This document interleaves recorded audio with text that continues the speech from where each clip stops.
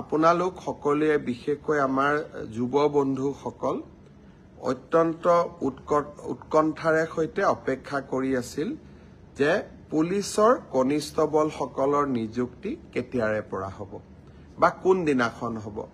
মই য'তেই মিটিঙলৈকে যাওঁ তাতেই মোক সোধে যে মামা আমি পুলিচৰ ইণ্টাৰভিউ পাছ কৰিলোঁ, আমি এপইণ্টমেণ্ট লেটাৰ কেতিয়া পাম।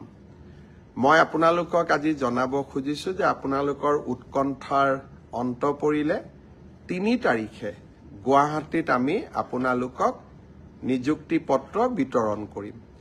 যিসকলে পুলিচ কনিষ্টবল বা কামাণ্ডো AB UB SI যিসকলে পৰীক্ষাত উত্তীৰ্ণ হৈছিলে সকলোকে আমি ৩ তাৰিখে নিযুক্তি পত্ৰ দিম। আপোনালোক নিযুক্তি পত্ৰ ল'বলৈ গুৱাহাটীলৈ আহিব, লগত দেউতা মা বা মাৰ এজনক লৈ আহিব।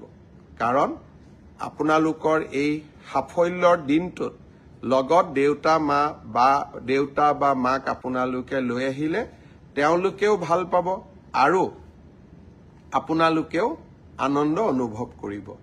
মই সকলো মোৰ অতি মৰমৰ ভাগিনসকলক যিসকলে পৰীক্ষাত পাছ কৰিছে সকলোকে নহয়, যিসকলে পৰীক্ষাত উত্তীৰ্ণ হ'ল তেওঁলোকক নিযুক্তি পত্ৰ ল'বলৈ মই ৩ তাৰিখে আকৌ এবাৰ নিমন্ত্ৰণ জনালোঁ।